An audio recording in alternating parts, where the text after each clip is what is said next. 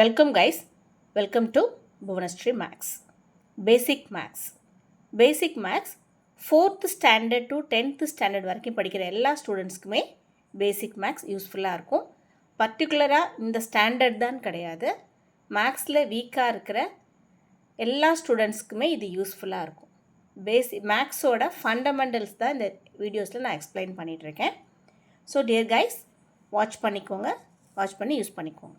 Okay, fractions. இன்றைக்கி நம்ம பார்க்க போகிறது fractions mean a part of a whole. அதாவது ஃப்ராக்ஷன்னா என்ன அப்படின்னா, ஏதோ ஒரு பார்ட், ஒரு ஹோலோட ஒரு பார்ட்டுக்கு பேர் தான் ஃப்ராக்ஷன். அது எப்படின்னு இந்த வீடியோவில் நான் எக்ஸ்பிளைன் பண்ணுறேன். when an object is divided into equal number of parts or portions, each part is called a fraction.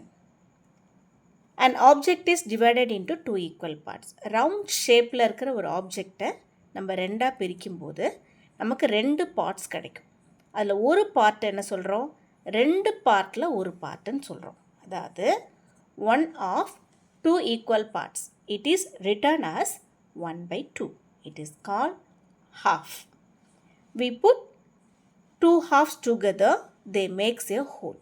இந்த ரெண்டு ஹாஃபை அகெயின் நம்ம ஒன்றா சேர்க்கும்போது நமக்கு அந்த ஹோல் கிடச்சிரும். A whole is divided into 3 equal parts. One out of 3 equal parts.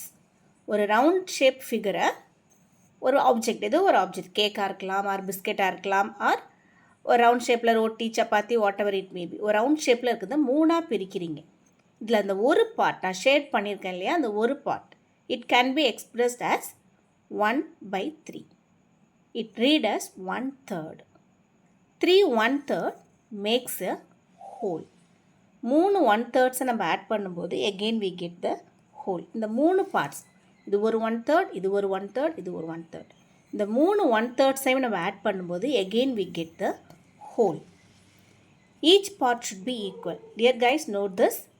நீங்கள் பிரிக்கும்போது each parts கண்டிப்பாக ஈக்குவலாக தான் இருக்கணும். Otherwise it is not a fraction. ஒரு பார்ட்டு பெருசாக ஒரு பார்ட் சின்னதாலாம் இருந்தால் அது ஃப்ராக்ஷன் கிடையாது.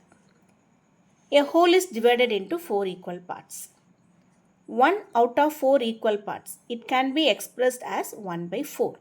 It is read as 1/4. It is called quarter. ஒரு ஹோலை நாலாக பிரிக்கும்போது உங்களுக்கு கிடைக்கிற அந்த ஒரு பார்ட்டுக்கு பேர் 1/4, அதாவது குவார்ட்டர்னு சொல்கிறாங்க. ஓகேவா? இப்போ ரெண்டு குவார்ட்டர்ஸை நம்ம ஆட் பண்ணும்போது we get half. 3 quarters gives 3/4. 3 quarters add பண்ணும்போது நமக்கு 3/4 கிடைக்கும்.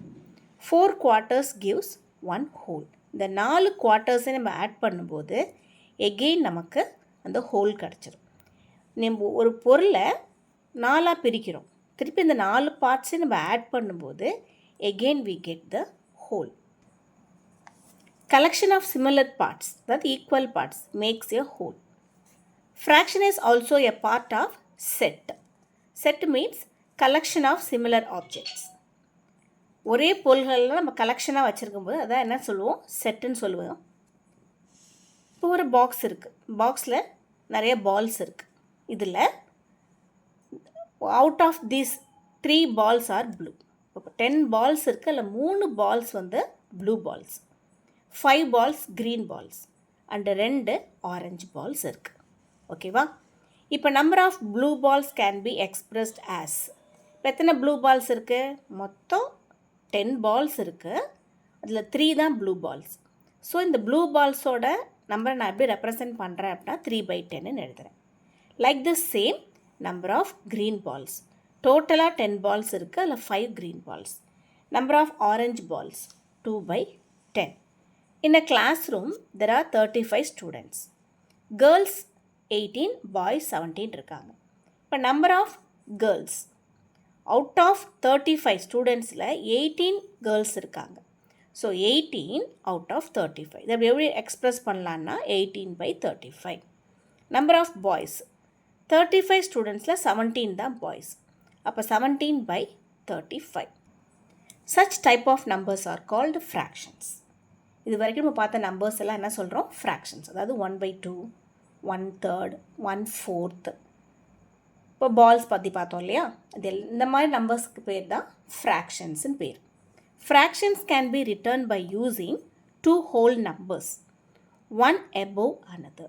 ரெண்டு ஹோல் நம்பரை யூஸ் பண்ணி ஃப்ராக்ஷன்ஸை நம்ம ரெப்ரசன்ட் பண்ணுறோம். மேலே ஒரு நம்பர், கீழே ஒரு நம்பர் எழுதுகிறோம். ஓகேவா?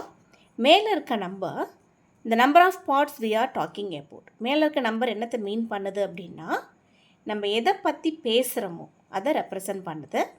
Number of equal parts of the whole, கீழே இருக்கிறது number of equal parts of the ஹோல்னு சொல்கிறோம்.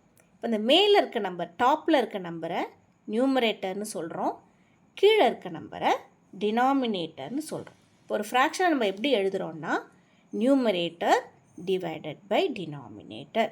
அந்த ரெண்டு நம்பருக்கு நடுவில் இருக்கு இல்லையா ஒரு லைன், அதுக்கு பேர் டிவிஷன் பார் ஆர் ஃப்ராக்ஷன் பார்னு பேர். ஓகேவா? இப்போ இது வரைக்கும் ஃப்ராக்ஷன்ஸ் நம்ம பார்த்தோம். இப்போ ஃப்ராக்ஷன்ஸை இன்னொரு எக்ஸாம்பிளை நான் டீட்டெயிலாக எக்ஸ்பிளைன் பண்ணுறேன். அதாவது a cake divided into 9 equal parts. There are 2 children.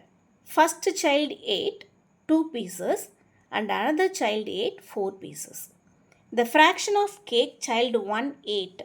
இப்போ ஒரு கேக்கை 9ஆக பிரித்தாச்சு. அதில் ஃபஸ்ட்டு குழந்தை 2 கேக்கை சாப்பிட்ருக்கு. அப்போ அந்த குழந்தை எவ்வளோ கேக் சாப்பிட்ருக்குங்கிறத எப்படி நம்ம ஃப்ராக்ஷன் மூலமாக ரெப்ரசன்ட் பண்ணலாம் அப்படின்னா, 2/9. 2ங்கிறது ஒரு ஹோல் நம்பர், 9ங்கிறது ஒரு ஹோல் நம்பர். இங்கே இந்த 2 எதை ரெப்ரசன்ட் பண்ணுது அப்படின்னா, அந்த ஃபஸ்ட்டு குழந்தை எத்தனை கேக் சாப்பிட்டா அந்த ஃபஸ்ட்டு குழந்தையோட பார்ட்டை மட்டும்தான் அது சொல்லுது. கீழே இருக்க 9 டோட்டல் நம்பர் ஆஃப் பார்ட்ஸ். ஓகேவா?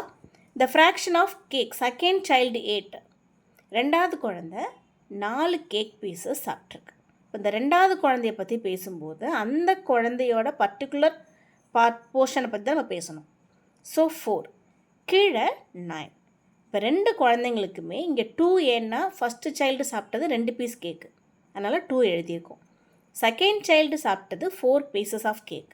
அப்போ செகண்ட் சைல்டோட போர்ஷன் தான் இங்கே இருக்கணும். பட் டினாமினேட்டர் சேம் தான். ஏன்னா அந்த கேக்கை நம்ம 9ஆக தான் பிரிச்சுருக்கோம். So total parts of the whole. ஓகேவா? இப்போ ஃப்ராக்ஷனோட டெஃபினேஷன் எகெயின் பாருங்கள். Number of parts we are talking about divided by number of equal parts of the whole. One more example. There are 5 balloons. Out of these 3 are red. இப்போ number of red balloons. இப்போ number of red balloons எப்படி fraction formula நம்ம represent பண்ணலாம் அப்படின்னா 3/5. டோட்டலாக இங்கே 5 balloons இருக்குது. அதில் number of red balloons 3/5. ஓகேவா? Right the fractions for shaded part. இப்போ உங்களுக்கு ஒரு ஃப்ராக்ஷன் எப்படி எழுதுறதுன்னு பார்க்கலாம். இப்போ டோட்டலாக ஒரு ஹோல், ஏதோ ஒரு ஹோல் இருக்குது. அது எத்தனையாக பிரிச்சுருக்காங்க கவுண்ட் பண்ணி பாருங்கள். 1 2 3 4 5 6 7 8 9. Total number of parts 9. எப்பவுமே டினாமினேட்டரில் டோட்டல் நம்பர் ஆஃப் பார்ட்ஸ் தான் எழுதணும். இப்போ எத்தனை போர்ஷன்ஸ் அதில் ஷேட் பண்ணியிருக்குன்னு கவுண்ட் பண்ணுங்கள். 5 போர்ஷன்ஸ். அப்போ 5/9. செகண்ட் எக்ஸாம்பிள், ஒரு போர்ஷன் ஒரு ஹோல் 3ஆக டிவைட் ஆகிருக்கு. 1 2 3. இதில் எப்பவுமே கீழே டோட்டல் நம்பர் ஆஃப் பார்ட்ஸ் கீழே எழுதிடணும். மேலே பர்டிகுலர் பார்ட், இங்கே ஒரு பார்ட் தான் ஷேட் ஆகிருக்கு. தென் நெக்ஸ்ட் ஃபிகரில் ஒரு ஃபிகர் 4ஆக பிரிஞ்சிருக்கு. 1 2 3 4. 4 பார்ட்ஸ் ஈக்குவலாக இருக்குது. ஸோ டினாமினேட்டரில் டோட்டல் பார்ட்ஸ் எழுதிக்கோங்க. மேலே ஷேடட் பார்ட்ஸ் 2. தென் ஒன் மோர் எக்ஸாம்பிள். இங்கேயும் டோட்டல் பார்ட்ஸ் 4, ஷேடட் பார்ட் 1, 1/4. அதுக்கு கீழே பாருங்கள் செட்ஸ். இது வரைக்கும் நம்ம பார்த்தது ஏதாவது ஒரு பொருளை டிவைட் பண்ணி வர ஃப்ராக்ஷன். நெக்ஸ்ட் ஒன்று செட்டு. இப்போ இடத்துல பாருங்கள் எத்தனை ட்ரீஸ் இருக்குது, எத்தனை ஷேட் ஆகிருக்கு. 1 2 3 4 5 6 7. 7 ட்ரீஸ் இருக்குது. ஸோ டினாமினேட்டரில் டோட்டல் ட்ரீஸ் எழுதிக்கணும். இதில் எத்தனை ட்ரீஸ் ஷேட் பண்ணியிருக்காங்க? 4 ட்ரீஸ் ஷேட் பண்ணியிருக்காங்க.